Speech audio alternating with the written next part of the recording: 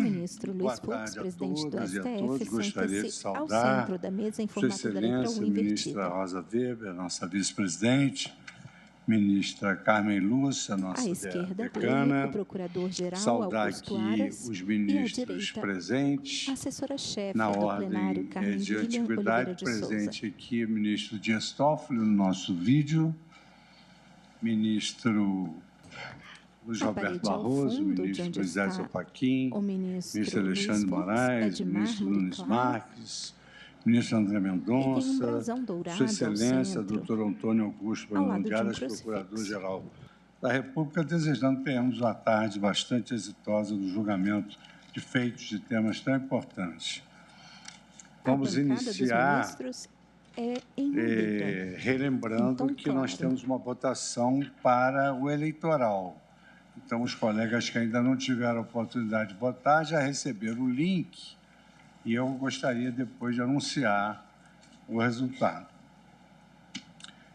Então, concedo a palavra à senhora secretária para a leitura da ata da sessão anterior. Ata da 21ª Sessão Extraordinária do Plenário do Supremo Tribunal Federal, realizada em 1º de agosto de 2022.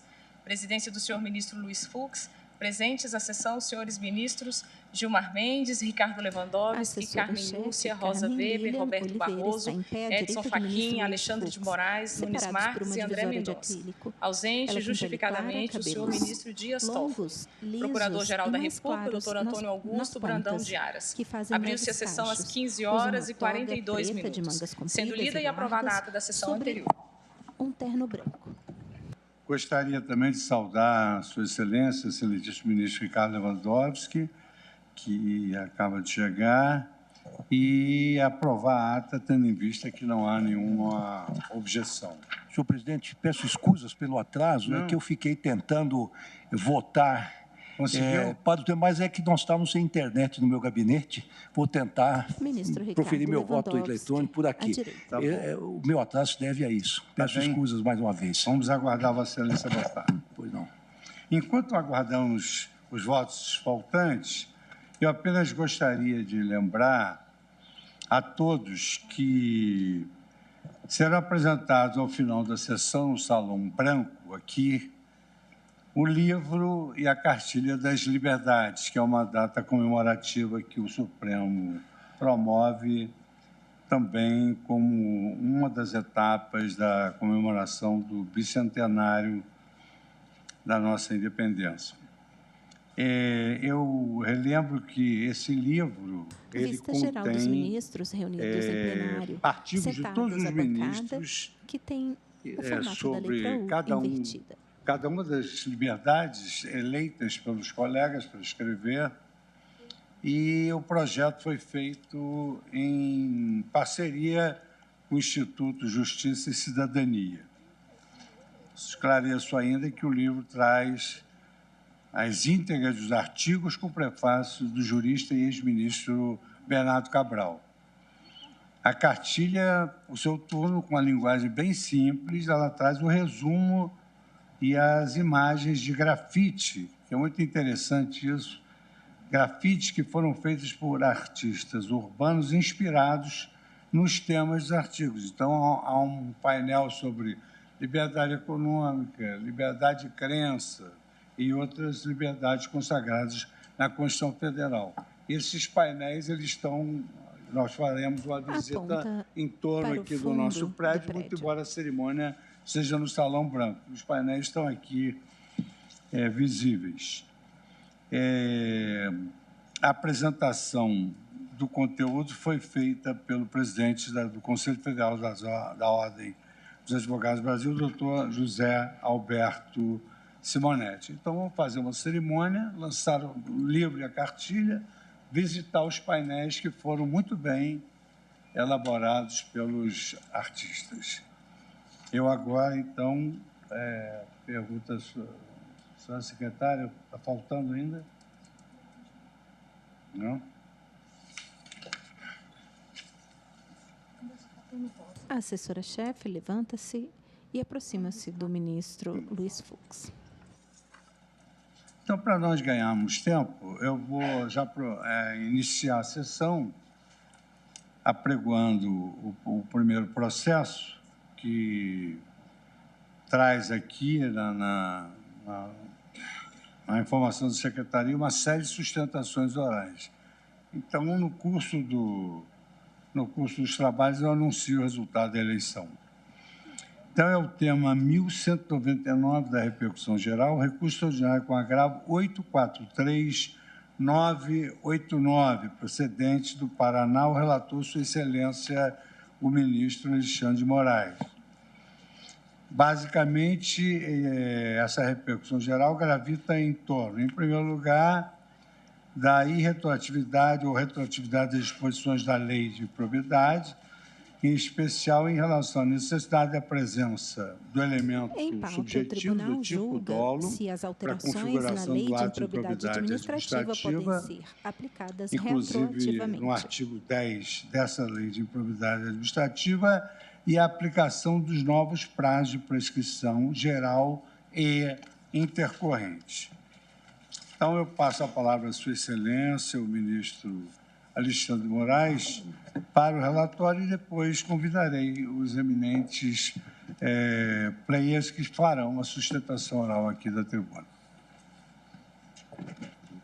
Boa tarde, presidente. Cumprimento Vossa Excelência, ministro Luiz Fux, cumprimento o ministro Alexandre de Moraes, senta-se à direita. Vice-presidente do Tribunal, ministra Carmen, ele tem pele clara, ilustre ministros, doutoradas, procurador usa a toga preta geral por cima da do terno República. preto, Presidente, camisa de aqui listras trata-se muito no agravo finas, verticais, em recurso brancas extraordinário, e azuis claras, em que e gravata o plenário azul do escura. Supremo Tribunal Federal, por unanimidade, concedeu repercussão geral. É o tema 1199 da repercussão geral, que diz: definição de eventual e retroatividade ou retroatividade das disposições da Lei 14.230, de 2001, em especial em relação, 1, à necessidade da presença do elemento subjetivo dolo para a configuração do ato de improbidade administrativa, inclusive no artigo 10 da Lei de Improbidade. 2, aplicação dos novos prazos de prescrição geral e intercorrente.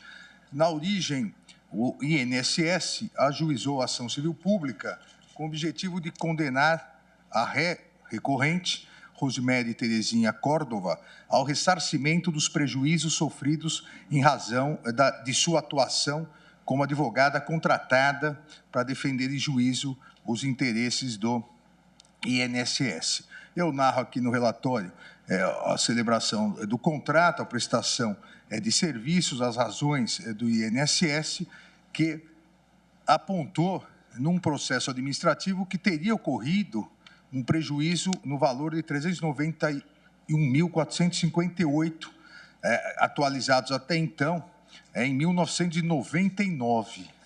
E, exatamente, esse prejuízo teria ocorrido por uma atuação negligente da ré. Ou seja, o INSS ajuizou a ação civil pública imputando um ato de improbidade culposo, previsto no artigo 10 da Lei de Improbidade Administrativa. Em primeira instância, a sentença foi julgada improcedente.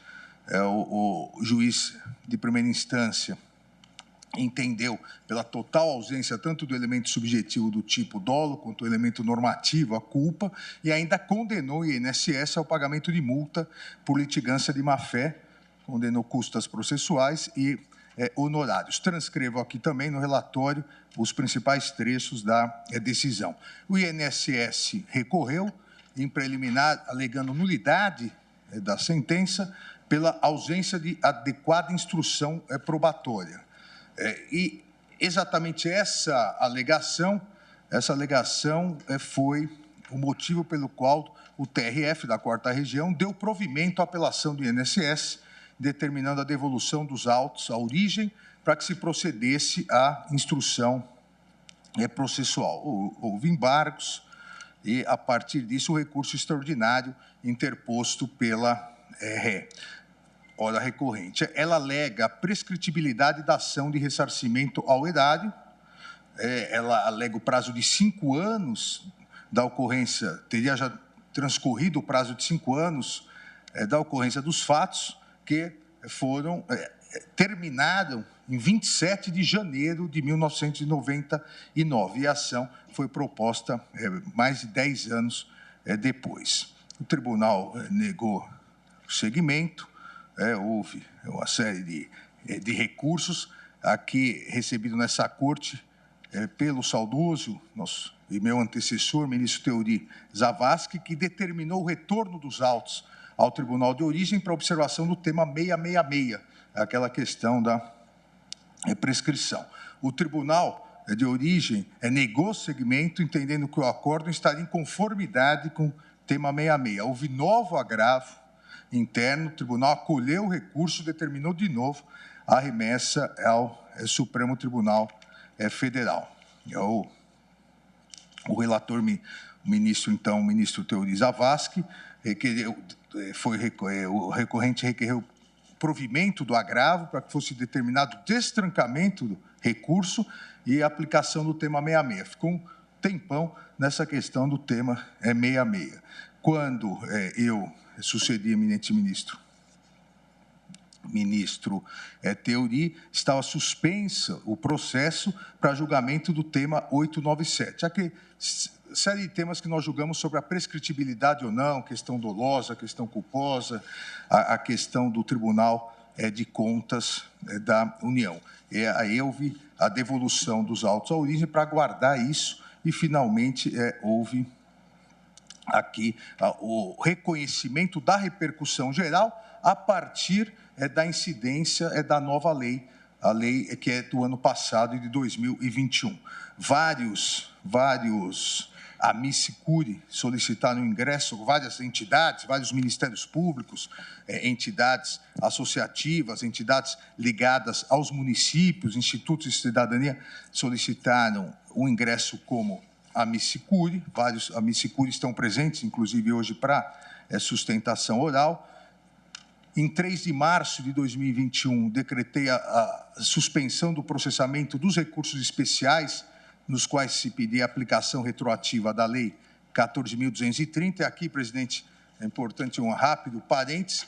Obviamente, com o reconhecimento da repercussão geral, todos os recursos extraordinários ficaram suspensos.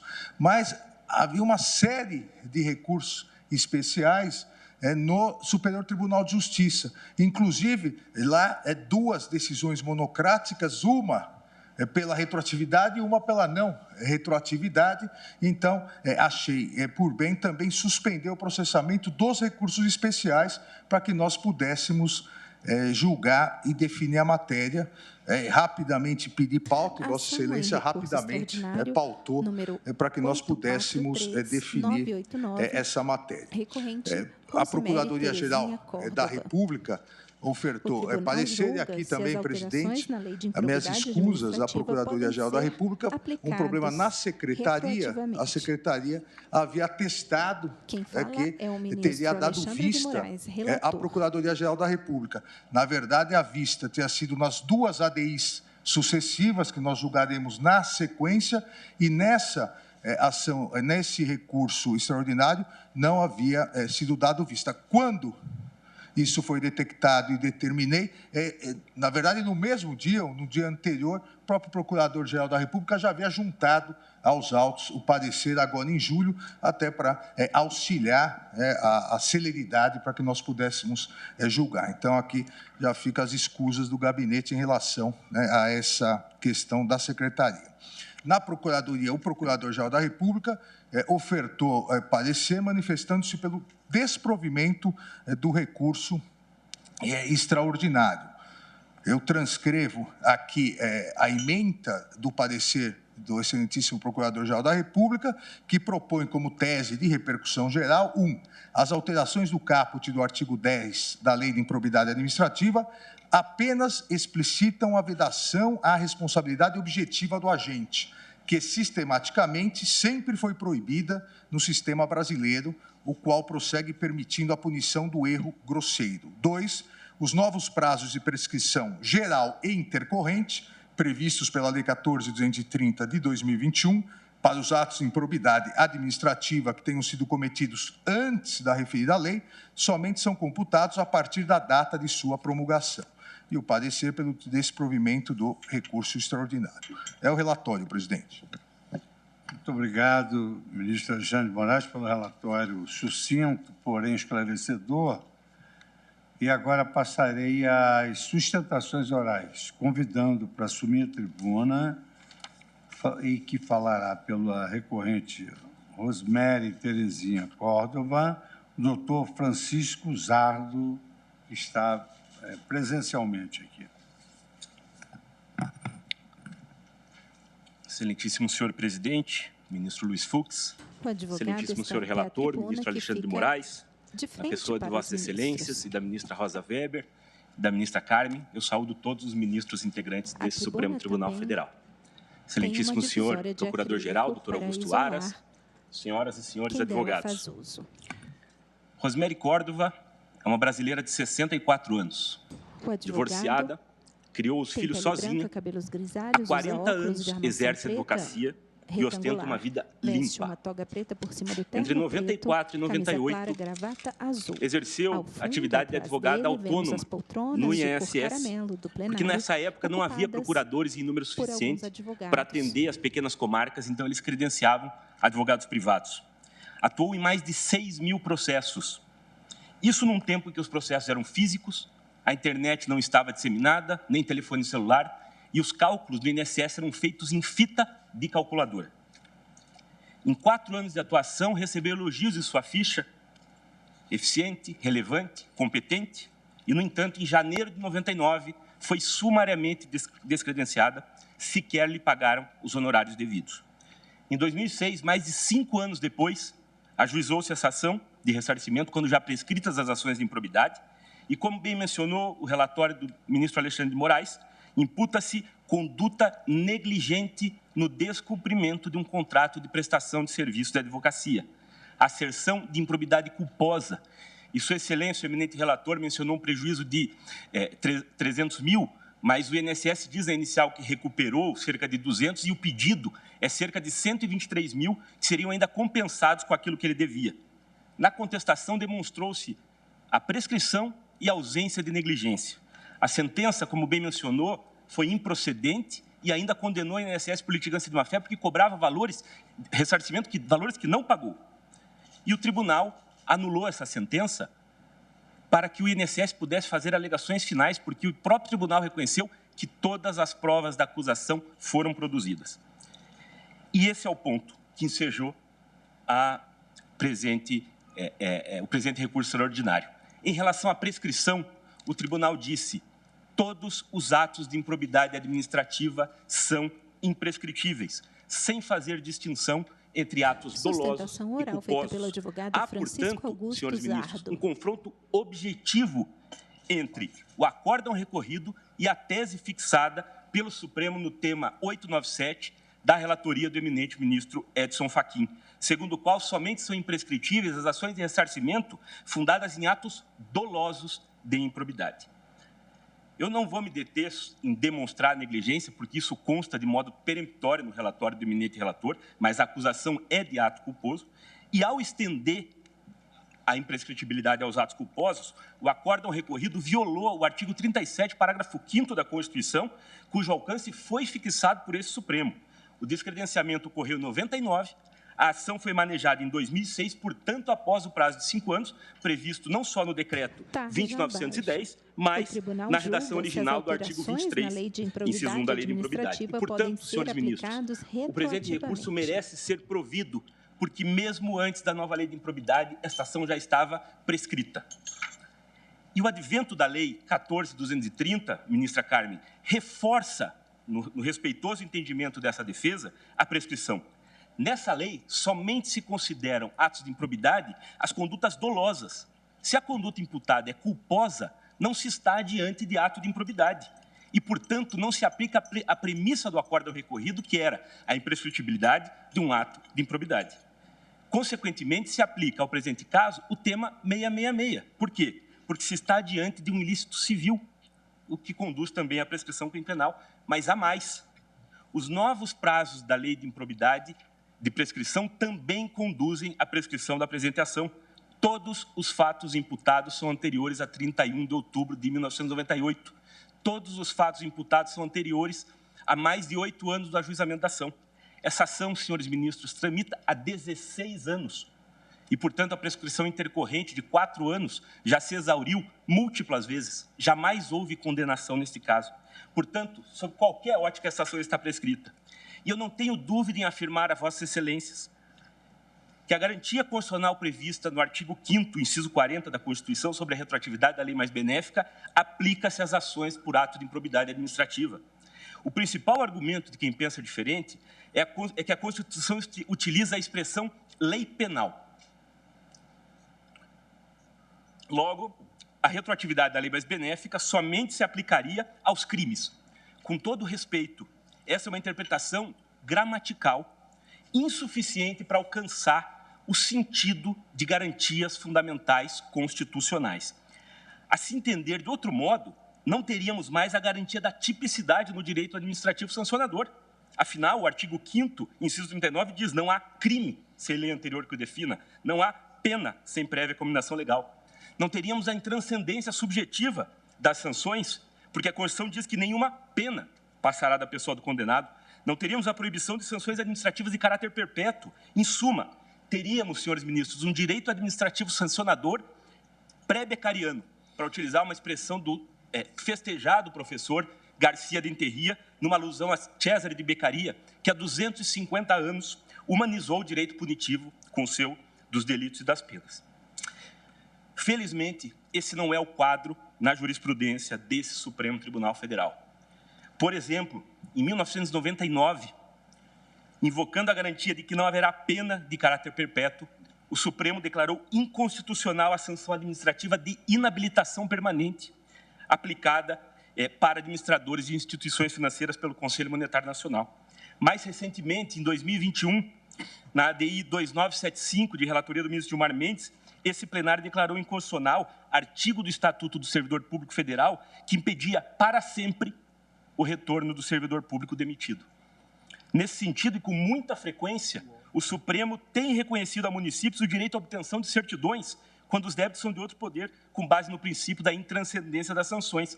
Refiro-me ao tema 743 de repercussão geral, da qual também foi relator o eminente ministro Luiz Edson Fachin.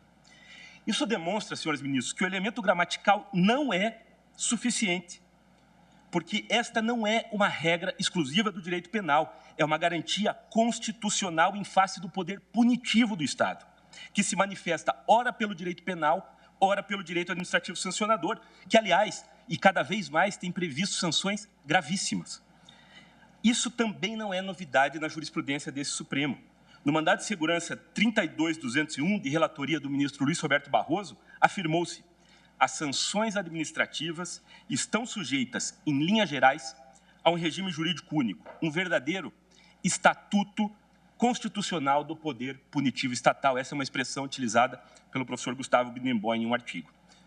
O segundo argumento, senhores ministros, para afastar a retroatividade da lei mais benéfica é de que ela versaria sobre ilícitos civis, onde a regra seria a irretroatividade. Ocorre que esse Supremo, ao julgar o tema 666, após um amplo debate, e ontem eu reli o acórdão de Vossas Excelências, diferenciou improbidade de ilícitos civis e fixou a tese: é prescritível a ação reparação de danos contra a fazenda decorrente de ilícito civil. E qual, então, senhores ministros, seria a natureza da ação de improbidade? A resposta quem nos dá é o relator dessa tese, saudoso ministro Teori Zavascki. Em acórdão proferido quando ainda era ministro do STJ, disse ele, em um precedente cuja fonte eu citei nos memoriais: a ação de improbidade administrativa de matriz constitucional tem natureza especialíssima, qualificada pela singularidade do seu objeto, que é o de aplicar penalidades a administradores ímprobos. Portanto, diz eles, se trata de uma ação de caráter repressivo, semelhante à ação penal. E essa natureza repressiva da ação de improbidade está agora positivada no artigo 1º, parágrafo 4º da Lei 14.230.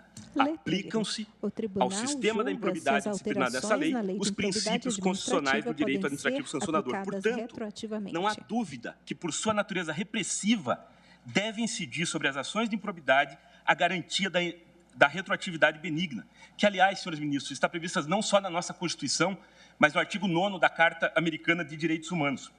E eu passo agora a demonstrar que, ao contrário do alegado, não constitui nenhum retrocesso na tutela da probidade a aplicação retroativa da lei, antes realiza a garantia da proibição de excesso. O artigo 37 dispõe que os atos de improbidade importem perda da função pública, suspensão dos direitos políticos, indisponibilidade de bens e ressarcimento ao erário. A gravidade dessas sanções indica que somente condutas igualmente graves devem ser tipificadas como ato de improbidade administrativa. O professor José Afonso da Silva diz: a improbidade é uma imoralidade administrativa qualificada. O Superior Tribunal de Justiça, que interpreta essa lei, há muito tempo vem decidindo, aspas, a má-fé é premissa do ato legal e ímprobo, e a ilegalidade só adquire o status de improbidade quando a conduta antijurídica fere os princípios da administração pública, coadjuvados pela má intenção do administrador. Essas são palavras do eminente ministro Luiz Fux, quando era ministro do Superior Tribunal de Justiça. O Supremo Tribunal Federal também já afirmou na ação originária 1833, de relatoria do ministro Alexandre, que, aspas, a finalidade da lei é responsabilizar e punir o administrador desonesto, que deliberadamente pratique condutas direcionadas à corrupção. E, ao julgar o tema 897, o Supremo afastou, como eu já disse, a imprescritibilidade em relação aos atos culposos. E eu acompanhei também e reli e assisti o vídeo dos debates de Vossas Excelências recentemente, e lá o que houve foi a interpretação conjugada do parágrafo 5º, que fala da imprescritibilidade das ações, e do parágrafo 4º, que fala dos atos de improbidade. E o Supremo, evidenciando a relação indissociável que há entre dolo e improbidade, disse que só os atos dolosos de improbidade são imprescritíveis. Vejam, senhores ministros, que a lei da ficha limpa, uma lei reconhecidamente severa na tutela da probidade administrativa, somente comina inelegibilidade aos atos dolosos. Portanto, a exigência do dolo pela lei representa, ao meu ver, a constitucionalização da lei de improbidade, fruto da percepção dos seus excessos também pelo Congresso Nacional. E, aliás, não apenas o legislador. A imprensa, que na expressão de Rui Barbosa é a vista da nação, reconheceu em editoriais dos principais jornais do país os excessos que eram cometidos contra gestores públicos, honestos, provocando medo e inviabilizando a execução de políticas públicas. No editorial de 11 de setembro de 2020, o jornal O Estadão disse: vem em boa hora a revisão de uma lei tão vaga que, no limite, inviabiliza a gestão. E o editorial do jornal o Globo, de 17 de julho de 2021, lei de improbidade tem mesmo que mudar. Da forma como vem sendo aplicada, a lei de improbidade tem funcionado para inibir os bons profissionais de tomar parte na gestão pública, onde se vêem sob constante ameaça de processo. A retroatividade atende também ao princípio de igualdade de todos perante a lei. Não há sentido em punir de modo igual aqueles cujos atos foram praticados antes da Lei 14, de modo desigual, perdão, aqueles que cujos atos foram praticados antes da Lei 14.230, punindo condutas que o Parlamento hoje não entende mais como ímprobas.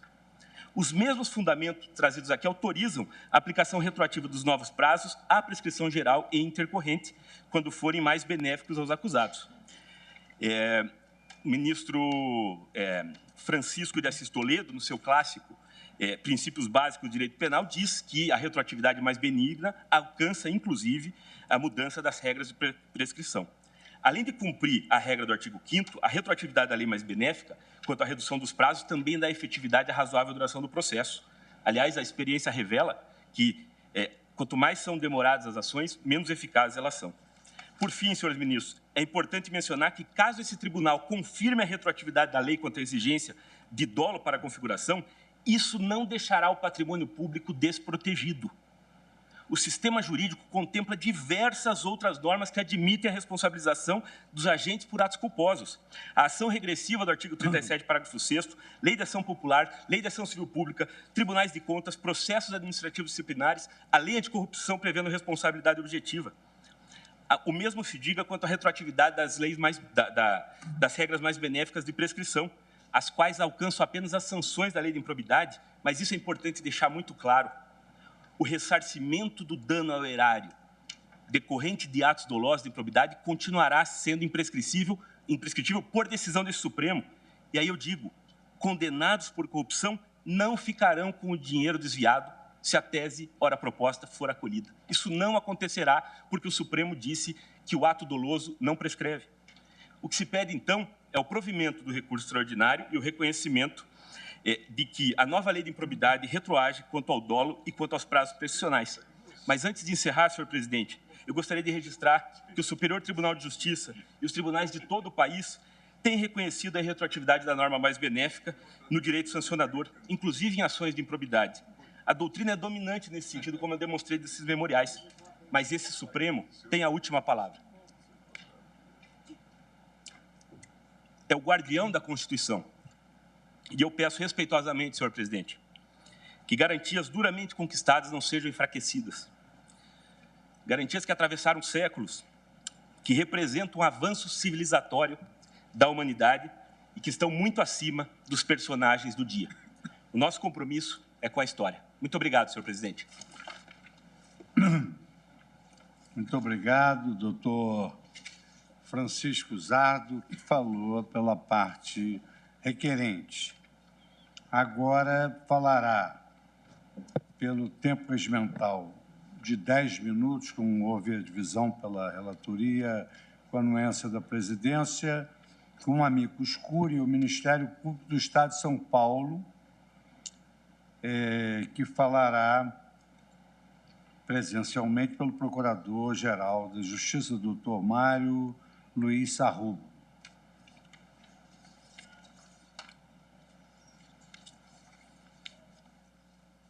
O procurador toma seu lugar à tribuna. Saudar Sua Excelência, ao centro, ministro de frente Fux, para os presidente ministros. desta Egrégia Corte, saudar o ilustre relator, ministro Alexandre de Moraes, em nome de quem peço vênia para saudar todas as demais ministras e ministros desta Corte, bem como Sua Excelência, Procurador-Geral da República, cabelos, bigode, barba, grisalhos, o Procurador-Geral, usa doutor óculos de Aras. armação O que se escura, discute quadrada, aqui é o tema veste de repercussão uma toga geral, preta por cima tema do terno preto, camisa 1199, branca, gravata e azul o clara. ponto que toca aos ministérios públicos estaduais, notadamente aos ministérios públicos do Sudeste, e eu tenho a honra aqui de representar os 4 maiores estados aqui do Sudeste, os 4 estados do Sudeste e outros tantos estados, ministérios públicos estaduais. O que se discute é a retroatividade ou não da nova lei de improbidade. E o Ministério Público Estadual brasileiro, ele defende que as normas da nova lei são absolutamente irretroativas. E nós ousamos aqui, com todo respeito, apresentar 4 eixos argumentativos que consideramos importantes serem considerados por vossas excelências. O primeiro deles é que a probidade administrativa é prevista na Constituição Federal como direito fundamental. É direito fundamental previsto no artigo 5º, parágrafo 2º da Constituição Federal, no artigo 37, e é até mesmo um fundamento da nossa República e da nossa democracia. E a Lei 14.230 é unanimidade, inclusive na imprensa, ela é unanimidade, inclusive, no meio jurídico, ela, sem sombra de dúvida, ela reduziu a proteção da probidade no campo do direito brasileiro. Ela trouxe, na visão dos ministérios públicos estaduais, proteção insuficiente à probidade administrativa. Primeiro porque ela afastou várias condutas que antes eram previstas como ilícitas e agora não mais o são. Em segundo lugar, porque ela criou algo que é muito danoso para o nosso sistema jurídico, com todo respeito, que é a prescrição intercorrente. Em terceiro lugar, porque ela abandonou muitas penalidades, mitigou outras tantas, reduziu de fato a proteção, a probidade administrativa no nosso país. A aplicação retroativa acarretará, senhores ministros, senhoras ministras, a extinção de milhares de ações e a revisão de outras milhares de processos, inclusive transitados em julgado, inclusive já decididos, com um impacto muito danoso à segurança jurídica e à tão desejada efetividade da tutela jurisdicional. A ofensa ao princípio da proporcionalidade confere proteção insuficiente à probidade administrativa e, portanto, esse deve ser um valor a ser considerado para obstarmos a aplicação retroativa da nova lei. Um outro eixo argumentativo que nos pareceu fundamental é que a lei de improbidade administrativa, ao contrário da argumentação do ilustre advogado que nos antecedeu, ela, na verdade, ela tem natureza civil e não administrativa. Não é? Isso decorre do artigo 37, parágrafo 4º da Constituição Federal e, diga-se de passagem, esse é um entendimento, com todo respeito, já pacificado nesta Corte, conforme já decidido por este pleno, por este plenário, não é? Acolhendo votos de suas excelências, os ministros Luiz Roberto Barroso e Alexandre de Moraes.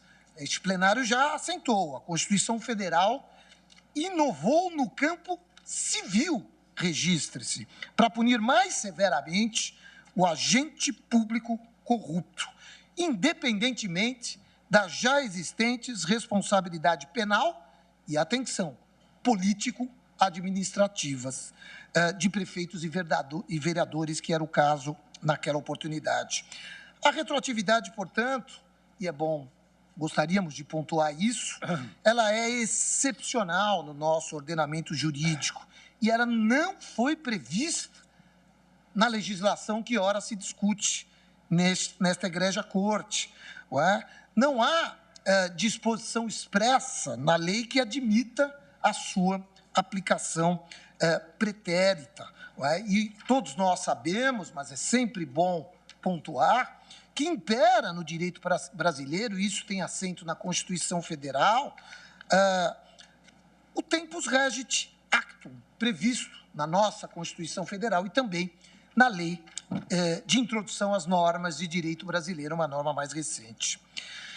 A aplicação da lei retroativa mais benéfica é um princípio, todos sabemos também, típico do direito penal, 843, e não se aplica ao direito civil. Também já se decidiu nessa egrégia corte, e aqui a relatoria era do eminente ministro Ricardo Lewandowski, que o caráter jurisdicional do julgamento da prestação de contas não atrai, por si só, princípios específicos do direito penal para a aplicação das sanções, tais como o da retroatividade da lei mais benéfica. O princípio da retroatividade de norma mais benéfica aplica-se de forma absolutamente diferenciada no direito administrativo sancionador, que não busca primariamente a reprovabilidade das condutas ilícitas sob o prisma respectivo, quer, na realidade, a tutela dos bens jurídicos públicos de forma, na verdade, prospectiva, prestigiando a prevenção, a dissuasão, a repressão de atos ilícitos, daí a exigência de que a retroatividade seja disciplinada por lei, o que não aconteceu na legislação ora examinada. Portanto, na nossa visão e com todo respeito, a nova lei não se aplica aos atos de improbidade administrativa ocorridos anteriormente à sua vigência. A Constituição Federal sempre diferenciou e diferencia lei penal e demais sanções. Caso essa egrégia corte não acolha este entendimento, nós ousamos avançar com algumas teses pontuais, rápidas, subsidiárias. A primeira delas é a inexistência de norma de transição e a necessidade de fixação de marco temporal para a incidência das novas disposições. Isso é igual à segurança jurídica na nossa visão. Ouso trazer alguns números do Estado de São Paulo. Em 2021, senhores ministros, senhoras ministras, tramitavam no Estado de São Paulo 4.760 inquéritos civis no Ministério Público de São Paulo, que potencialmente serão atingidos pela aplicação retroativa da lei nova. Desde 2011, o Ministério Público de São Paulo ajuizou 8.768 ações, que potencialmente serão também afetadas, atingidas pela aplicação retroativa da lei. 2.798 condenações com trânsito em julgado desde 2011, senhor presidente. Serão potencialmente também atingidas pela aplicação retroativa, das quais 1.346 tiveram como sanção aplicada, e aqui é importante pontuar, a perda do cargo e a suspensão dos direitos políticos. 8.130 acórdãos de apelação em ações desde 2011, sem trânsito em julgado, também podem ser afetados. E aqui vale destacar uma pesquisa importante, de um importante instituto de combate à corrupção aqui do Brasil, originário lá do estado de São Paulo, mas que conta com representantes em todo o Brasil. O Instituto Não Aceito Corrupção apurou que são, no Brasil, 11.607 pessoas físicas e jurídicas têm os seus direitos políticos suspensos e com perda de função de 1995 a 2016. E dessas, ministra Carmen, 11 mil, muitas poderão ser beneficiadas ser aplicadas e, inclusive, buscar a indenização do Estado na sequência. Há, sem sombra de dúvida aqui, uma consequência econômica para o país a partir deste julgamento. A ausência de normas de transição, inclusive em relação à prescrição, torna imprescindível algum temperamento na sua aplicação, à luz da segurança jurídica, à luz da proteção da confiança e do acesso à justiça. Pela nova lei, a prescrição da pretensão sancionadora tem início a partir da ocorrência do fato e não de marcos objetivos, como no sistema anterior. Incide, contudo, aqui, e ousamos aqui apontar, a teoria da accionata, pela qual o início do prazo prescricional não se dá necessariamente no momento em que ocorre a lesão ao direito, mas sim quando o titular do direito subjetivo violado obtém ciência do seu ato ilícito. Sempre é razoável iniciar-se a contagem desse lapso temporal, se há possibilidade de agir, ministra, se há possibilidade de agir, do contrário, haverá proteção deficiente da probidade administrativa, o que é muito importante para o nosso Brasil. O novo prazo de prescrição, sem qualquer regime de transição, fulminará o ajuizamento de ação em casos nos quais ainda não decorrido ou sequer iniciada a contagem do prazo prescricional. Esse é um aspecto fundamental. Doutor Mário Luiz, o seu tempo se esgotou, gostaria que... Eu vou terminar, ministro, eu vou terminar imediatamente.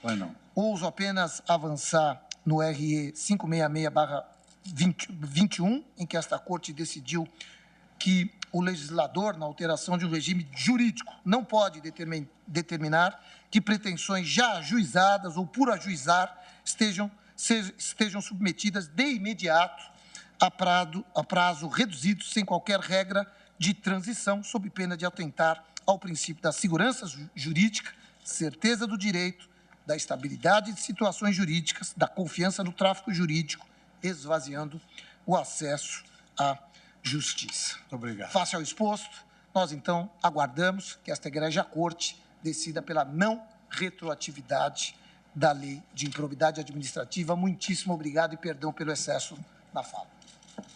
Convido agora, como amicus curiae, que também disporá do prazo de 10 minutos, a doutora promotora de Justiça do Estado de Goiás, doutora Fabiana Leme Zamaloa do Prado.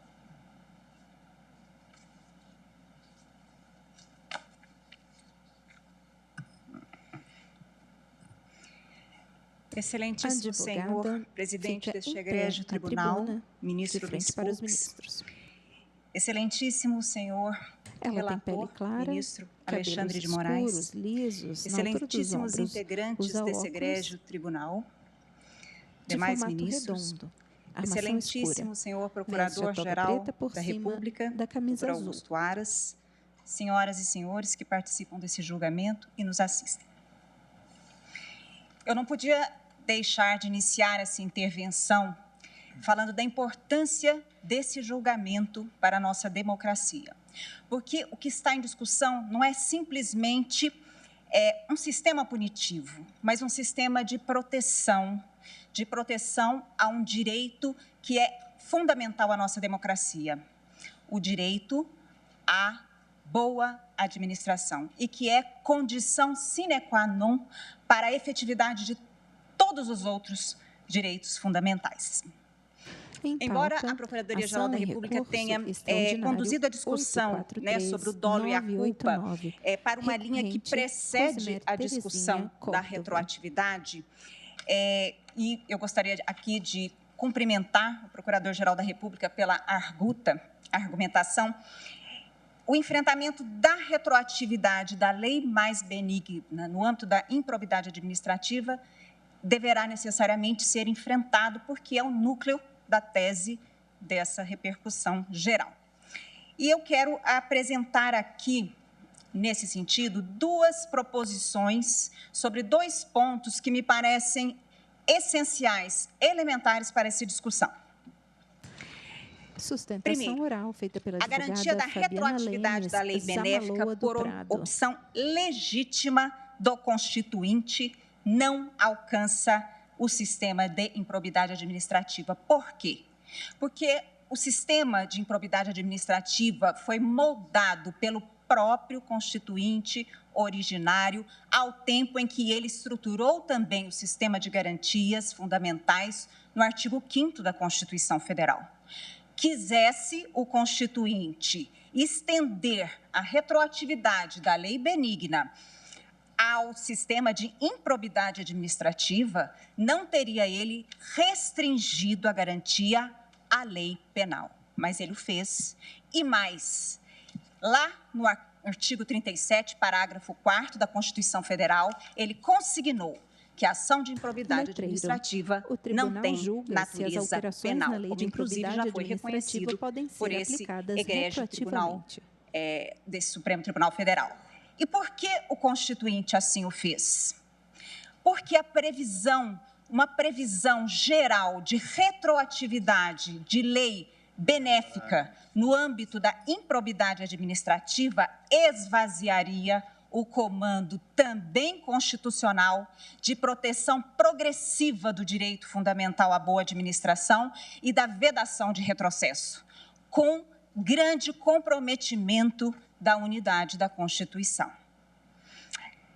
Portanto, parece-me que, especialmente no âmbito da improbidade administrativa, a semelhança do que já decidiu esse Supremo Tribunal Federal quanto à prerrogativa de função, não houve lacuna do Constituinte, mas houve opção legítima de não aplicá-la, de não abranger o sistema da improbidade administrativa. Mas, ainda que se entenda, e agora eu já passo para o segundo ponto, a segunda proposição, que a partir de uma compreensão de que não existem direitos fundamentais absolutos e que é possível a aplicação retroativa, pontual, da retroatividade da lei benigna ao sistema da improbidade administrativa, é necessário que essa aplicação observe, seja feita à luz do princípio da proporcionalidade. Relativamente às normas de prescrição, uma aplicação retroativa de norma benéfica não atende o princípio da proporcionalidade. Por quê? Porque as regras de prescrição são limitações ao direito à tutela jurisdicional em prol da segurança jurídica. Uma aplicação retroativa das normas de prescrição mais benéfica, elas não limitam somente, não condicionam somente o direito, mas elas fulminam o direito à tutela jurisdicional, o direito que essa tutela visa resguardar e mais, a própria segurança jurídica que as normas de prescrição objetivam resguardar. Por quê? Porque subtraem do titular o direito, porque ele não exerceu num prazo que não existia, que ele não conhecia, quando surgiu para ele o direito de ação. Finalizando, é preciso observar que as garantias penais, elas têm uma aplicação praticamente absoluta no âmbito penal em razão da violência com que opera o sistema penal e das consequências à dignidade humana, né, que isso tem. No âmbito da improbidade administrativa, isso não ocorre. As restrições previstas pelo Constituinte, elas são adequadas, necessárias, proporcionais à magnitude do direito que visa proteger e as consequências da violação a esse direito, e são garantias, né, que são necessárias para que o direito à boa administração seja concretizado. São aptas, por outro lado, à realização do direito contraposto, no caso, o direito fundamental à boa administração, na mesma medida que ocorrem as restrições, sem que isso, né, represente nenhuma violação à dignidade humana. E é preciso recordar, em reforço a essa argumentação, que todos nós passamos uma parcela da vida sem exercer direitos políticos ou sem exercê-los em plenitude. E nunca se cogitou que isso representa uma violação à dignidade humana.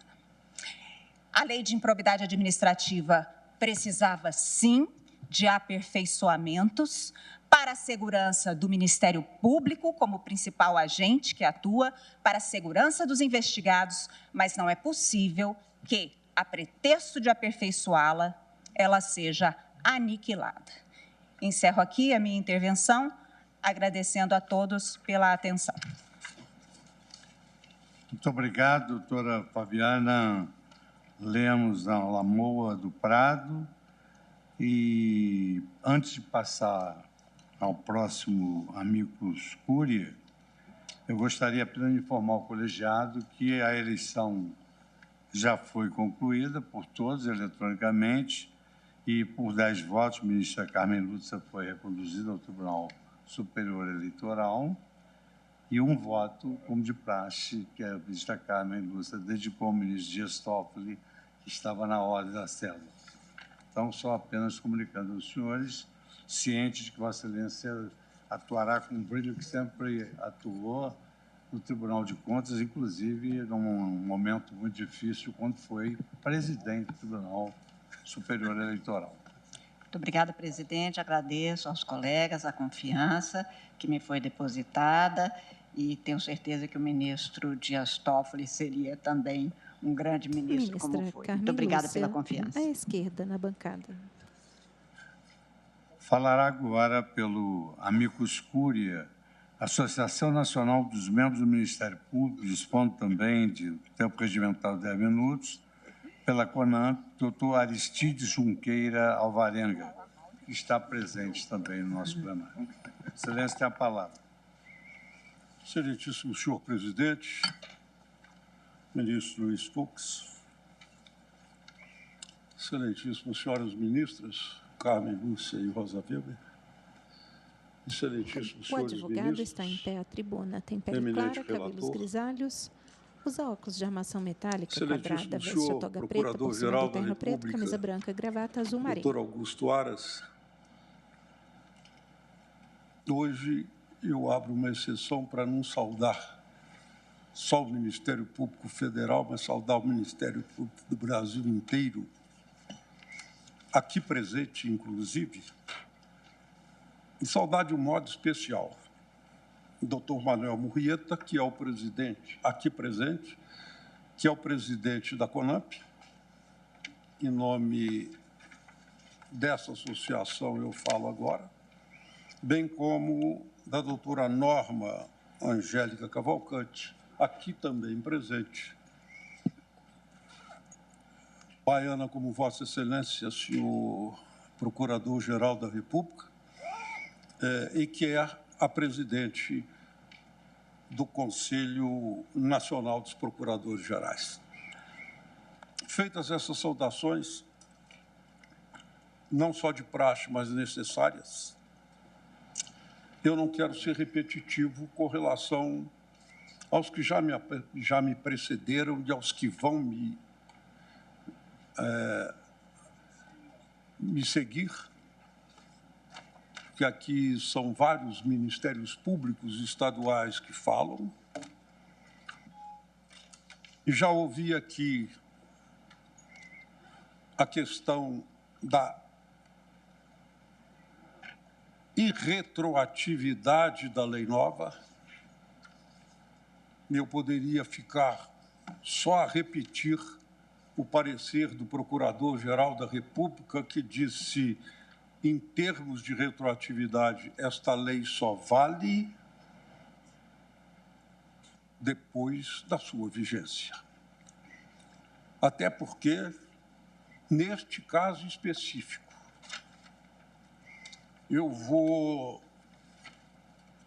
me permitir citar alguns dados temporais desta ação. Esta ação foi proposta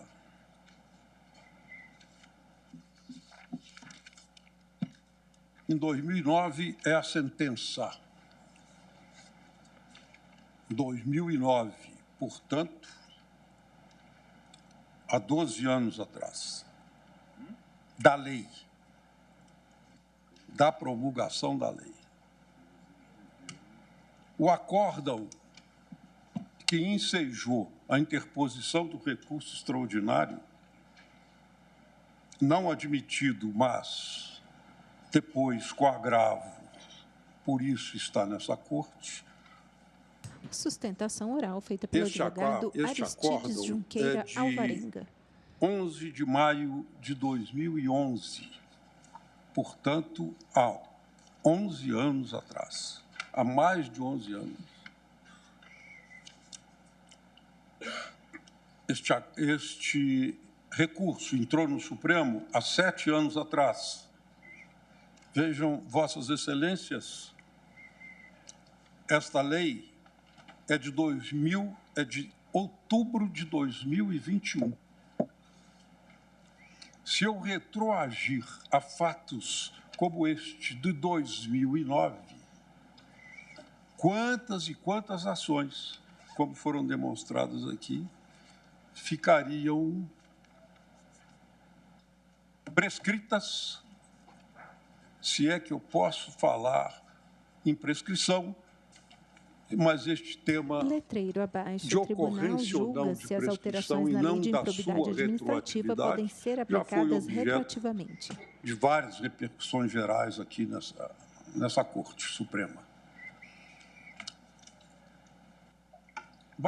Penso que só bastaria isso para dizer que esta lei não pode retroagir.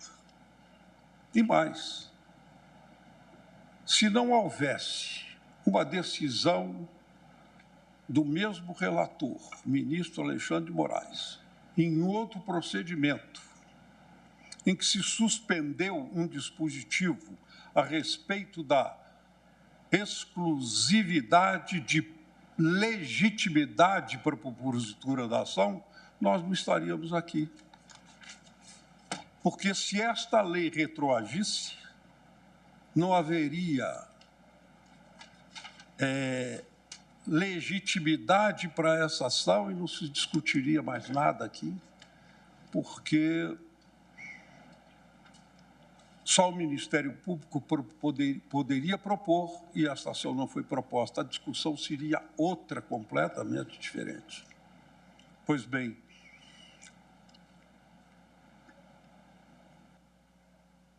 eu não vou repetir aqui, embora já repetindo, que eu tenho 2 valores constitucionalmente tutelados neste caso.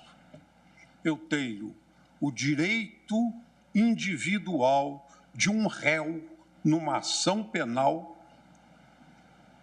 em que a lei nova pode retroagir. E eu tenho, numa ação de cunho civil, de improbidade administrativa, cujo valor é a probidade da administração. Eu tenho esses 2 valores a serem sopesados. Se eu fizeram uma interpretação retroativa da lei penal,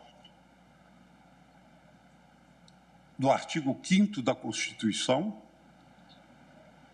aplicando-se a probidade administrativa que é civil. Se eu der uma amplitude maior a essa exceção única da Constituição da retroatividade da lei penal, passar também para a improbidade administrativa, eu não tenho dúvida que eu estarei, penso eu, fazendo uma desproporcionalidade, ou seja, ferindo o princípio não só da proporcionalidade, que é um princípio constitucional, mas também o princípio da razoabilidade. Não é razoável que eu trate a probidade da administração aumentando essa excepcionalidade da retroação da lei, quando a tese é não retroação, que é o princípio que rege o nosso direito, que tem como única exceção aquela do artigo 5º, quando se refere à lei penal. Eu poderia concluir, e vou concluir, lendo o que o memorial que foi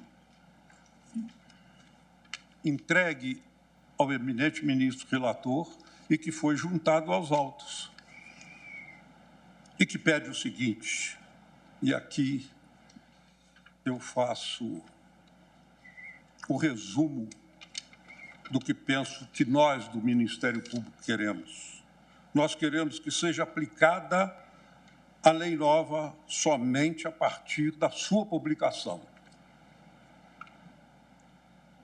Não só em face do dispositivo 14 do Código de Processo Civil, mas também que ela seja aplicada somente em caso de inércia do autor, à luz do artigo 240, parágrafo 3º do Código de Processo Civil. Isto vale tanto com relação à prescrição geral como intercorrente, que é uma criação da lei nova. Agradeço a Vossas Excelências a atenção e pedindo perdão por ser repetitivo com relação às nossas manifestações do Ministério Público e, principalmente, da CONAMP e dos Procuradores-Gerais de Justiça do Brasil inteiro. Muito obrigado. Eu posso terminar, senhor presidente, dizendo apenas o seguinte, que seja acatado o parecer neste tema de irretroatividade, o parecer do Ministério Público Federal, do senhor Procurador-Geral da República, no sentido de que a lei vale daqui para frente. Muito obrigado. Obrigado. Muito obrigado, doutor Aristide Junqueira. Falará agora pelo amicus curiae Associação Brasileira de Municípios, ABM, doutor Jorge Alessandro Tomelin, que também disporá do tempo regimental de 10 minutos. Senhor presidente dessa Igreja Corte, senhor Procurador-Geral da República, senhor relator deste processo, demais ilustres ministros, é uma honra me manifestar aqui pela Associação Brasileira de Municípios, nesse caso que envolve essa lei civil, que é a mais penal das leis civis, né? Eu acho curioso a gente dizer que isso não tem nada a ver com a dignidade humana, eu diria que tem a ver com a vida das pessoas. Eu já tive uma pessoa que infartou no escritório, uma pessoa que se suicidou por uma ação de improbidade. Então, não é um problema de dignidade da pessoa humana, é de vida mesmo das pessoas. A improbidade mata e a gente vive isso no escritório. A Associação Brasileira de Municípios, que reúne os municípios, ela defende a boa administração. Ninguém defende a corrupção. Quem aqui nesse plenário, no Supremo Tribunal Federal, defende a corrupção, né? O que está em jogo aqui nesse processo é o apagão das canetas. É o fato de que, frequentemente, nas nossas conversas aqui entre amigos, com os professores da universidade, se meus filhos quiserem trabalhar na administração, eu deserdo, né? Ninguém quer ter filho nenhum trabalhando na administração pública, porque tudo que se move vira improbidade. Né? Claro que o Ministério Público tem um papel importantíssimo com a probidade e na busca de atos realmente corruptos, e isso é relevantíssimo, né? Mas dizer que a lei de improbidade administrativa não é um problema de dignidade da pessoa humana digamos assim, exagero, né? E quando tivemos aqui nesse plenário o julgamento do tema 897, eu tive a oportunidade de fazer a sustentação oral, né, da prescrição, da retroatividade ou da irretroatividade, da prescrição quinquenal, né, foi discutido aqui no Supremo Tribunal Federal, e houve uma pressão, se me permitirem dar um depoimento do que aconteceu, uma pressão midiática, né, dizendo que os ministros estavam tentando encerrar com a Lava Jato, ou encerrar com a busca da boa administração, como se fosse isso que estivesse em pauta no Supremo Tribunal Federal, né? E esses argumentos que eu permitiria, se me permitissem, qualificaria de argumentos ad terrorem, né? Milhares de ações serão arquivadas, prejuízos incalculáveis, perda de restituições, né? Essa é ótima. O manto da prescrição vai ser revisto. Indenizações milionárias, as pessoas vão ajuizar indenizações contra o Estado. O Supremo Tribunal Federal, no tema 897, disse que o ressarcimento decorrente de ação de improbidade, ainda que prescrita, se for na base uma improbidade dolosa, é imprescritível. Né? Então, qual será o prejuízo de uma ação de improbidade? Embarcando um pouco nesse argumento, né? Entrando no debate, né? As ações serão arquivadas. Ações efetivas, onde haja prejuízo, essas ações elas prosseguirão. Elas prosseguirão. Eu me lembro do debate que houve aqui nesse plenário, o professor Alexandre de Moraes disse, olha, eu fui promotor vários anos, então vou ter que ajuizar uma ação nova, está prescrito, mas o ato doloso continua havendo ressarcimento, e o ministro Fachin respondeu e disse, na lógica civilista, não é? Nós vamos ter sim uma ação para recuperar, porque o prejuízo é imprescritível. Então, quando houve má fé, quando houve improbidade e houve um prejuízo concreto e ele é comprovado, ninguém perde nada, a sociedade não perde nada. Esse prejuízo pode sempre ser recuperado, né? O que está em jogo em debate aqui, portanto, se Vossas Excelências me permitirem, é o tema da celeridade versus a inércia. Eu pergunto, a Receita Federal consegue punir ou sancionar todos os casos de sonegação? É evidente que não. Há casos de sonegação que a Receita Federal não tem equipe, né? Nós temos milhares de ações de improbidade. Essas ações de improbidade efetivamente são julgadas e as pessoas são condenadas? Eu estou também na comissão de prerrogativas da OAB lá de São Paulo, nós temos várias ações que são ajuizadas, isso é improbidade pelo artigo 9, porque é dolo genérico, não há uma discussão de dolo específico, mas se não for improbidade pelo artigo 9, também é pelo artigo 10, e se não for pelo artigo 10, é pelo artigo 11, por eventualidade esses princípios se sucedem, então são os princípios da administração que foram lesados. Eu tenho condenações de improbidade que eu já acompanhei, em que o sujeito foi acusado pelo 9, não deu o 9, nos provou, não deu o 10, aplicou o 11 e no 11 aplicou uma pena em salários muito superior, como se no caso o caso concreto aqui, se fala em 300 mil reais, vamos supor que um procurador aí ganhe 10 mil por mês, né? Como se fosse aplicar uma pena de 100 salários, aplicasse pelo artigo 11 e desse uma pena de 100 salários do regime da lei anterior, que ultrapassasse o valor que a pessoa efetivamente se discute, que nem houve prejuízo, mas que teria causado prejuízo, né? Eu penso que a nova lei de improbidade, votada pelo Congresso Nacional, né, num momento histórico que nós vivemos hoje, em que se debate a crise das instituições, a autonomia dos poderes, né? O Congresso Nacional votou, não estamos aqui diante de um caso de Adim, não é? Esse assunto apenas começa a ser votado pelas cortes e a esmagadora maioria dos tribunais, vem aplicando. E com pareceres favoráveis, eu trago aqui parecer de processo de São Paulo, por exemplo, para dar um exemplo, quarta vara da Fazenda Pública, promotor Paulo Destro, 8º promotor de São Paulo, no caso envolvendo um requerido que foi secretário estadual, dizendo que retroage. Então, isso vem sendo aplicado com pareceres favoráveis do próprio Ministério Público, né?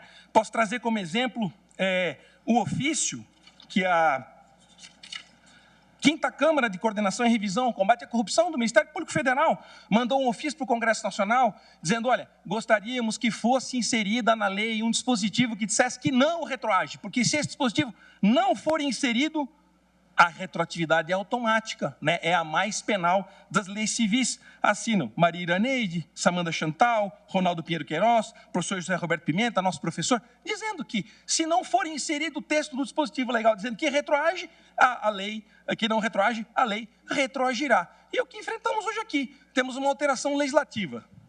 Melhorou? aumentou de 5 para 8, né, a prescrição, contado do fato. Melhorou? Haverá quem diga que sim, haverá quem diga que não. Eu, como advogado, respeito o que faz o legislativo, né? Eu acho que, caminhando, né, caminhando para um regime no qual o Ministério Público tem que... E aí eu acho que não é só o Ministério Público, eu acho que ganhamos uma missão nova aqui, né? Promotores, advogados, juízes. Por quê? Porque, se me permitirem uma expressão genérica, eu diria que essas ações, muitas delas, elas eram ajuizadas no varejão das ações. Acho que não tem prefeito que não tenha saído com uma ação de improbidade, né? Se alguém aqui um dia resolver se candidatar a alguma coisa, terá uma ação de improbidade, né?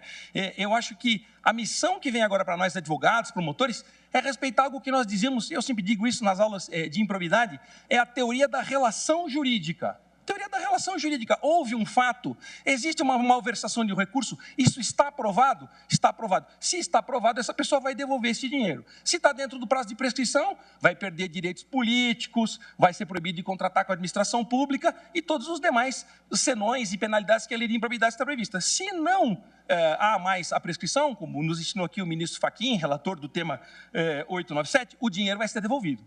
Né? O Supremo Tribunal Federal aqui, em nenhum minuto, em nenhum momento, a Suprema Corte disse que o dinheiro não teria que ser devolvido. Né? Então, dos argumentos aqui aterrorem, né? Milhares de ações serão arquivadas, prejuízo nenhum. Vamos supor que fosse, não é essa a verdade, né? Um argumento genérico, a gente respeita a força do argumento.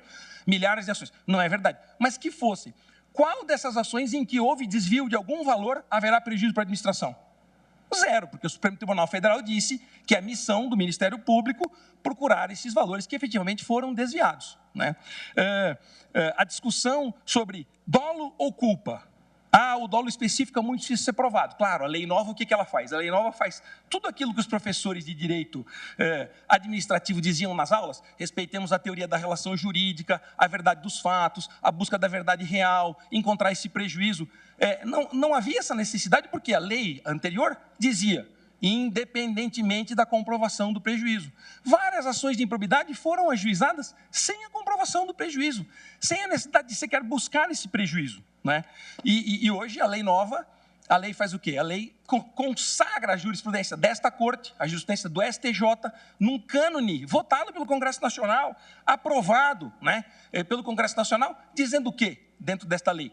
Que a relação jurídica tem que ser respeitada, que a prova tem que ser encontrada. Né? Dizer-se que os promotores irão procurar o dolo específico? Eu acho que não, acho que há muitas ações serão ajuizadas com base em dolo genérico. Em certa medida, o debate entre o ministro Alexandre e o ministro Fachin vai se reproduzir, vai acontecer exatamente isso. Né? As ações serão ajuizadas com base em dolo genérico e as instâncias superiores vão debater. Se o prazo passou, se passou o prazo de 5 anos, ou para agora de 8 anos contado do fato, né, teremos a prescrição. Se o prazo não passou, a ação segue para a discussão do ressarcimento. Senhores ministros, obrigado pela atenção. Muito obrigado, doutor Jorge Alessandro Tomelin. Na qualidade da chefia do Poder Judiciário, eu terei de comparecer à posse do presidente do Superior Tribunal Militar, a razão pela qual eu vou passar a presidência para Sua Excelência, a ministra Rosa Weber, nossa vice-presidente, e aqui vou marcar as sustentações orais faltantes. E agradeço a sua colaboração.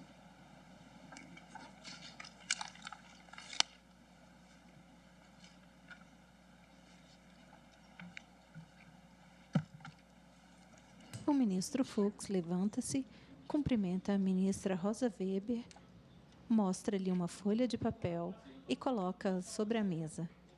Retira-se do plenário. A ministra Rosa toma o assento da presidência. A todos, dando continuidade, eu passo a palavra ao doutor Saul Tourinho Leal, que falará pelo Amicus Curiae Frente Nacional de Prefeitos, Por videoconferência. A ministra Rosa Weber tem pele clara, cabelos louros, Excelentíssima senhora presidente, na altura do pescoço, usa óculos na de armação pessoa de Vossa escura. Excelência, eu cumprimento todo este tribunal. O advogado Falo em nome da por Frente Nacional de Prefeitos, vindicando a plena incidência do inciso 40 do artigo 5º da Constituição Federal, no caso em espécie, em outras palavras, defendendo a retroatividade, seja do dolo, seja da prescrição, ora geral, ora intercorrente, da Lei 14.230. E o faço com base em apenas 4 fundamentos.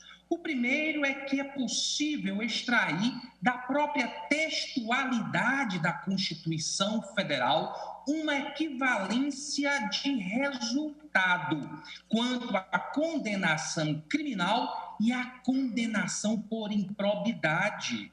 O artigo 15 da Constituição Federal, ao disciplinar as hipóteses de perda ou suspensão de direitos políticos, traz no inciso a condenação criminal e, no outro inciso, a condenação por improbidade. Não para aí. O artigo 55 da Constituição Federal, ao disciplinar as hipóteses de perda de mandato do deputado e do senador, traz no inciso a condenação criminal e, no outro inciso, a perda ou suspensão de direitos políticos que sabemos decorrentes de uma condenação por improbidade. Não bastasse essa equivalência que dimana da própria Constituição, é da tradição republicana, desde a Constituição de 1891, trazer como hipótese de crime de responsabilidade atos que atentem contra a probidade na administração. A conclusão, portanto, não é que a Constituição Federal diz que uma condenação criminal tem a mesma natureza jurídica de uma condenação por improbidade, ou que o direito penal tem a mesma natureza jurídica do direito administrativo sancionador, mas que a Constituição Federal elegeu várias hipóteses onde uma condenação criminal equivale quanto ao resultado a uma condenação por improbidade. A Frente Nacional de Prefeitos avança para o seu segundo fundamento. O segundo fundamento diz respeito à própria fundamentalidade dos bens jurídicos alcançados por uma condenação em caso de improbidade. Senhora presidente, senhora ministra, senhores ministros, somos uma democracia que se reergueu de ruínas graças à crença nos direitos políticos. Há um capítulo na Constituição voltado para os direitos políticos e uma condenação por improbidade atinge em cheio esses direitos. Senhora ministra, senhora presidente, senhores ministros, temos alimentado por mais de 130 anos o grave ideal republicano. E é do ideal republicano servir o semelhante. É do ideal republicano servir ao público. Uma condenação por improbidade alcança isso, porque gera a perda da função pública. Senhores ministros, senhora ministra, nós temos aqui uma Constituição cujo inciso 54 do artigo 5º assevera que o devido processo legal visa preservar a liberdade e os bens.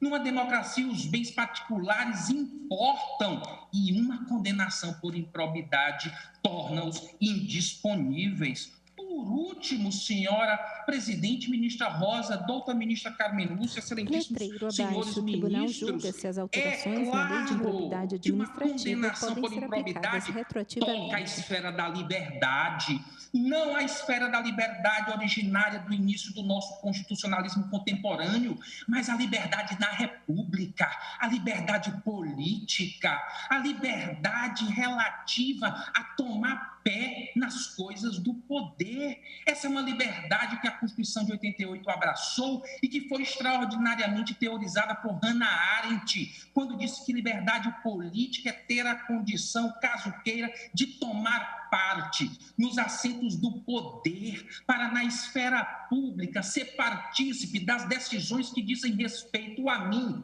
ao semelhante e à comunidade. Quem pode dizer que uma condenação por improbidade não alcança essa faceta da liberdade?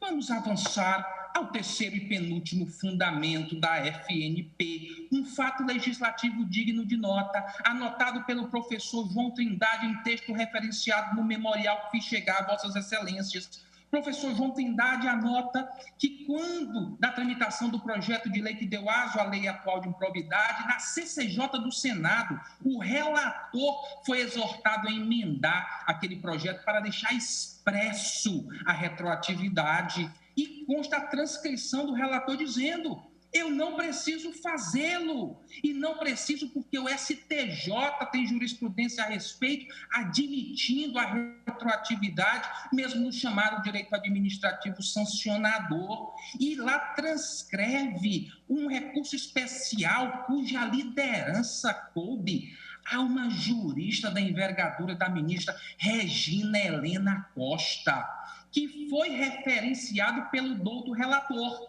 ministro Alexandre de Moraes, no voto que apresentou e que contou com a subscrição unânime dos seus pares para o reconhecimento da repercussão geral. Não haver a taxatividade na lei contra a retroatividade foi uma opção consciente do legislador, honrando a melhor legística na dicção de Carlos Blanco de Moraes. Eu encerro com o quarto e derradeiro fundamento: segurança jurídica. Todos sabemos nesse plenário, inclusive os meus irmãos e irmãs do Ministério Público, que há posição pela retroatividade no STJ. É conhecido e fiz chegar a Vossas Excelências a aplicação retroativa já da Lei 14.230 pelo TRF da segunda, da terceira, da quarta e da quinta região. São 22 tribunais de justiça de uma federação de 27, já aplicando retroativamente a Lei 14.230. É claro que nessa disputa a segurança jurídica é nossa companheira. É por isso que a Frente Nacional de Prefeitos, agradecendo a oportunidade de contribuir com a formação desse emblemático precedente, faz o seu pedido, que é a incidência plena do inciso 40 do artigo 5º ao caso em espécie, aplicando-se retroativamente a Lei 14.230, seja na figura do dolo, seja nas prescrições, ora geral, ora intercorrentes. Muito obrigado, senhora presidente. Agradeço ao doutor Saul Tourinho Leal e passo a palavra ao promotor de justiça, doutor Fabiano Dallazen, que falará pelo amicus curiae Ministério Público do Estado do Rio Grande do Sul. A ministra Rosa Weber veste a toga preta por cima de uma blusa preta e um lenço claro ao redor do pescoço. O advogado fica em pé à tribuna, de frente para os ministros.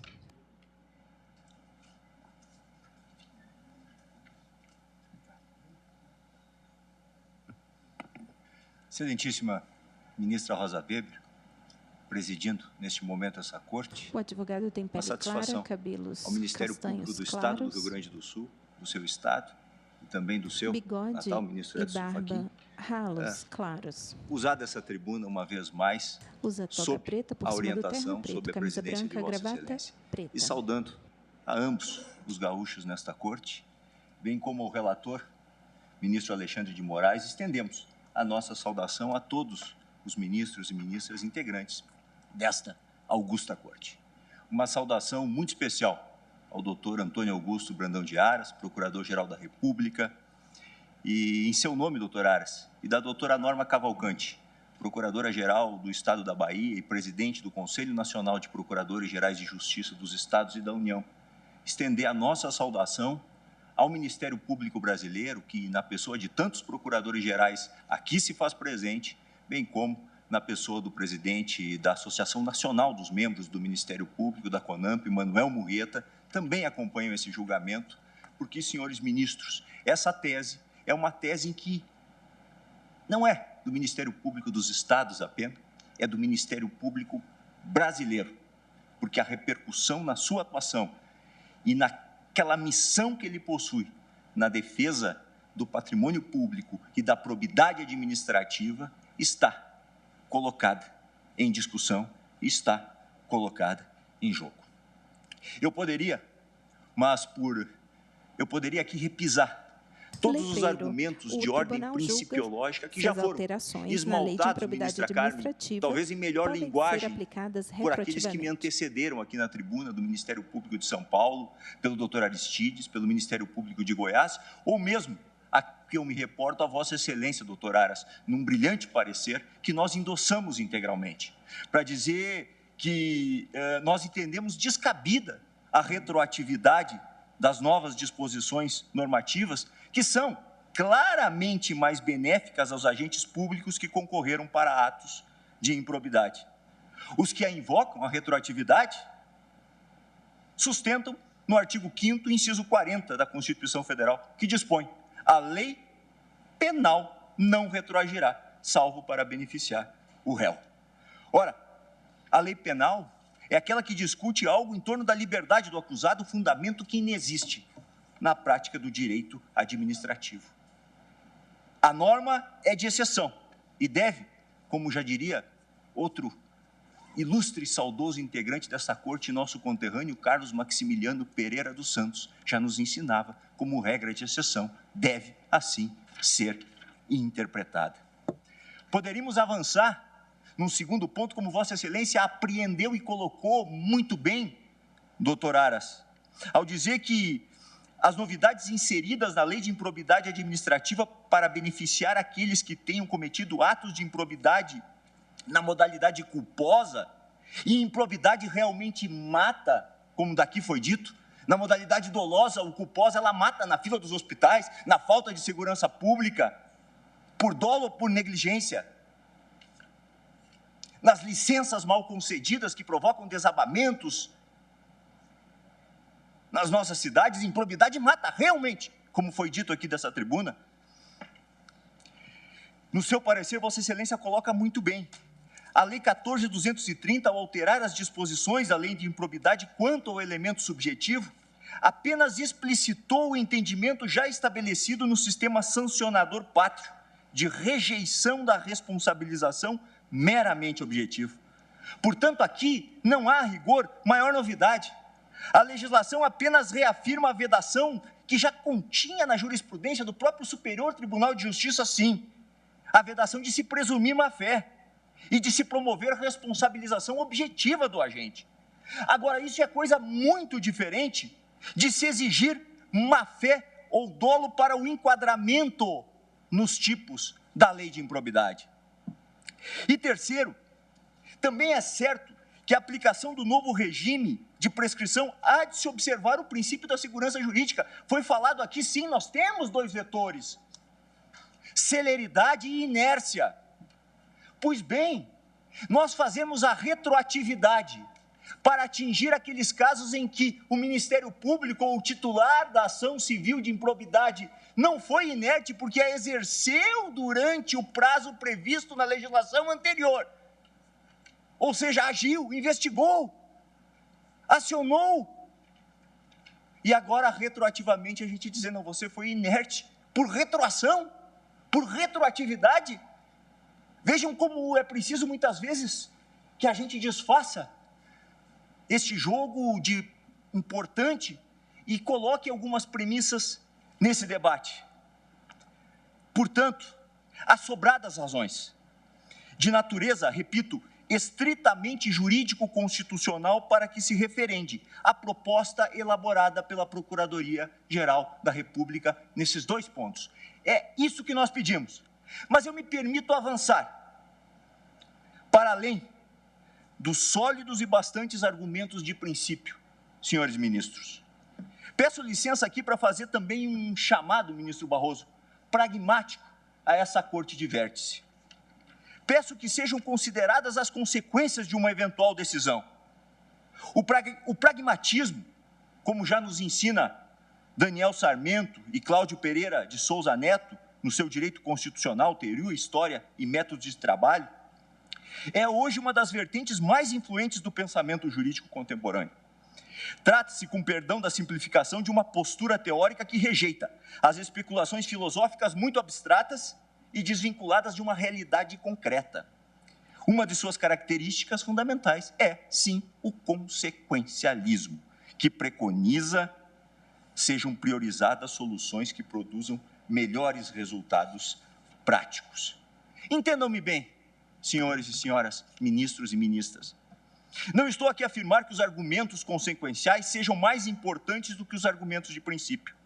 O que eu sustento é que, havendo, como há no caso presente, robustos argumentos de princípio a sustentar mais de uma solução jurídica, basta ver os robustos pareceres que constam nos autos desse processo, a jurisdição constitucional deva também, senhor relator, levar em linha de conta os impactos práticos de seu pronunciamento.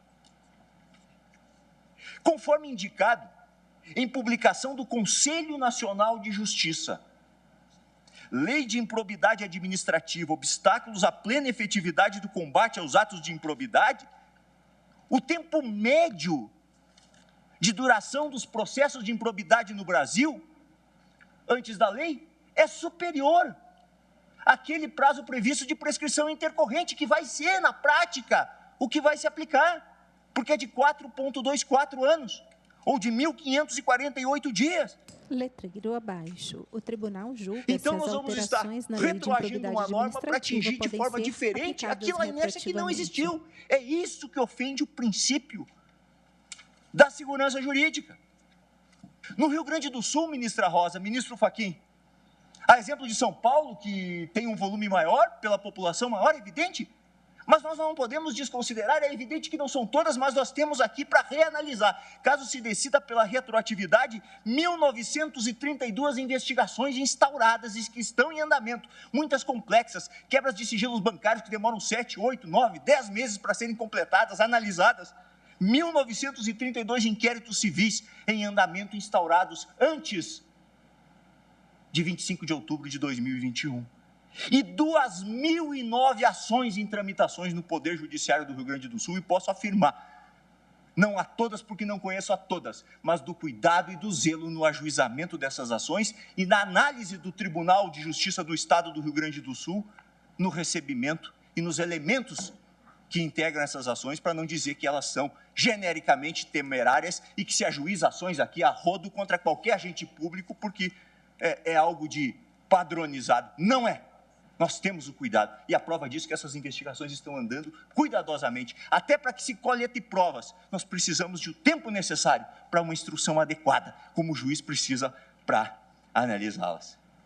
Eu poderia citar aqui, por exemplo, o efeito que traria a decisão de retroatividade na própria estratégia nacional do Poder Judiciário para o quinquênio 2021 a 2026, quando o CNJ e o Tribunal Superior Eleitoral, editando a Resolução Conjunta número 6 de 2020, criam um sistema unificado para o envio de informações sobre condenações de improbidade e outras que impactem no gozo de direitos políticos.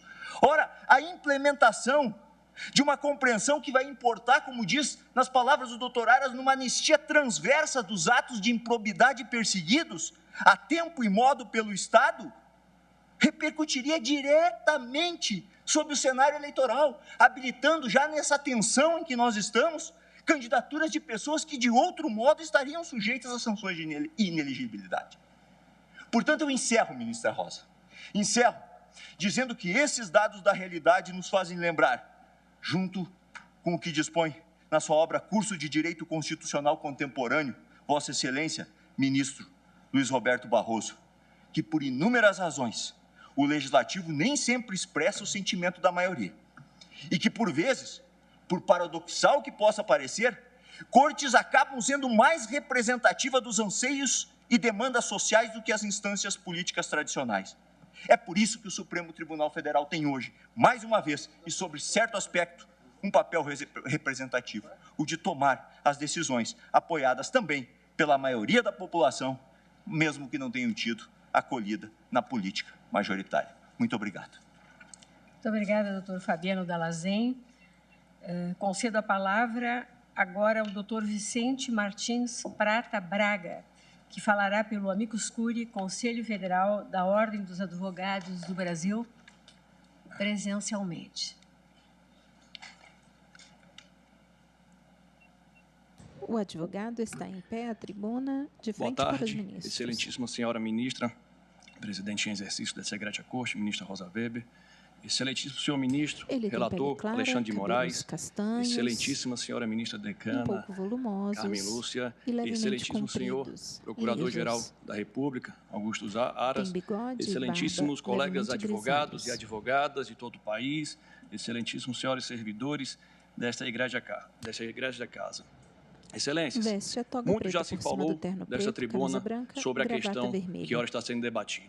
Retroatividade ou irretroatividade da nova lei de improbidade administrativa no que diz respeito à exigência de conduta dolosa para configuração de ato ímprobo e a incidência do novo prazo prescricional para os fatos ocorridos antes do dia 25 de outubro de 2021.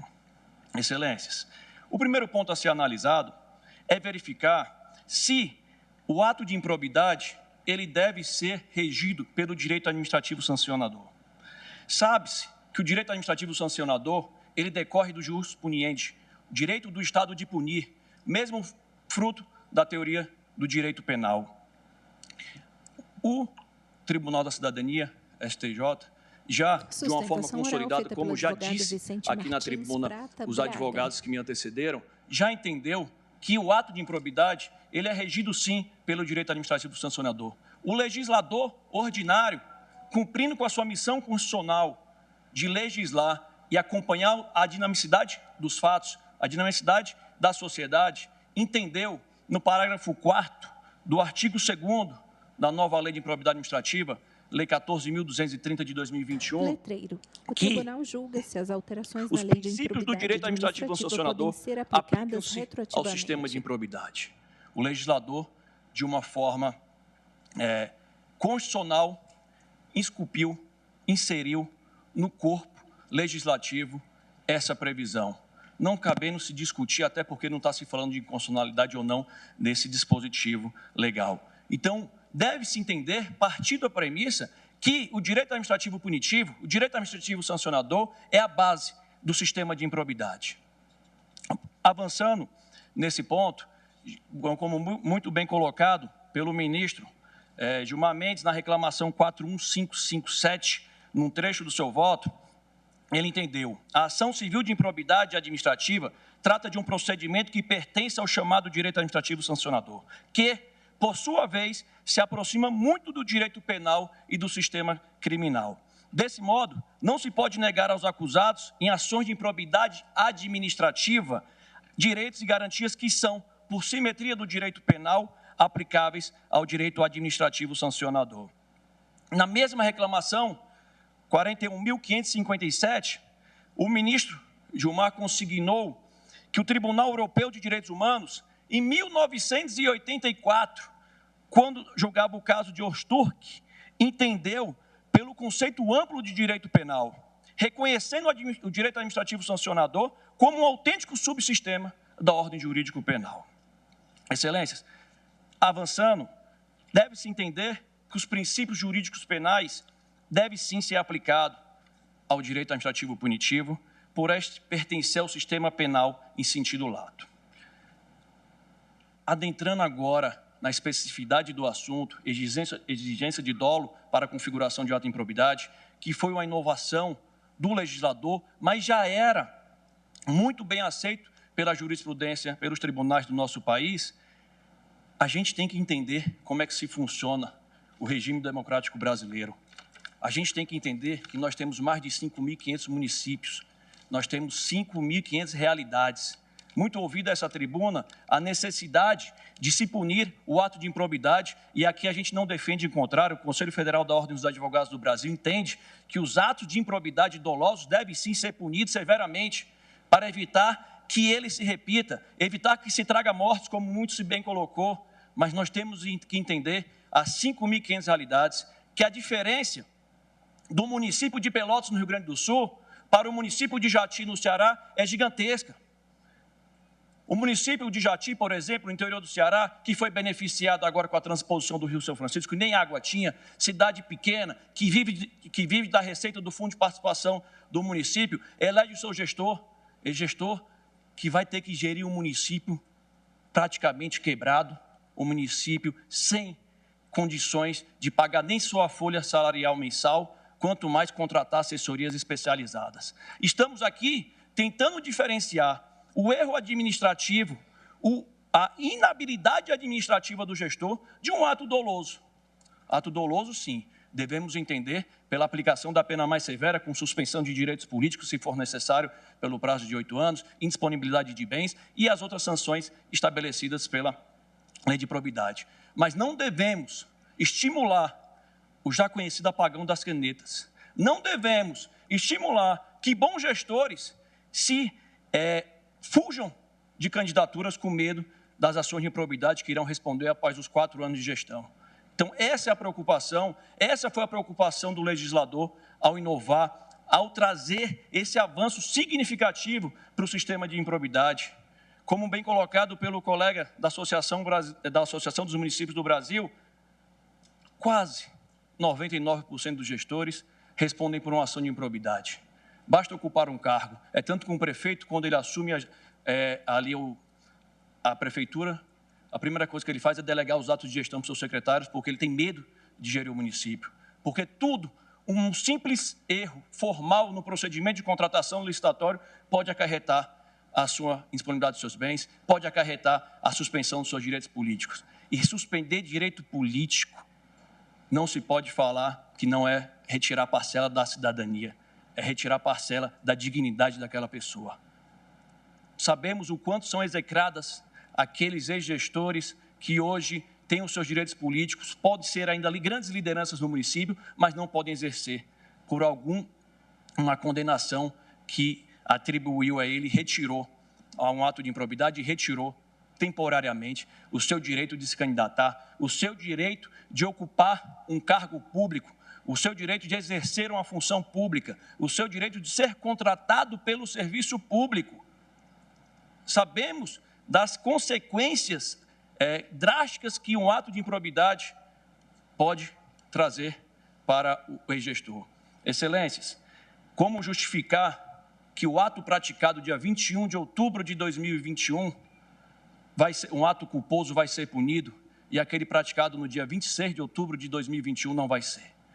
Pelo mesmo gestor, ele pratica o mesmo ato em momentos diferentes de dias, lapso temporal mínimo, e o primeiro será punido e o segundo não será punido. É isso que se defende, é isso que o Conselho Federal da Ordem dos Advogados do Brasil busca defender. Aplicação da isonomia, aplicação do melhor direito da justiça para os casos semelhantes. Não está se falando de atos de corrupção. Corrupção é punida pelo direito penal.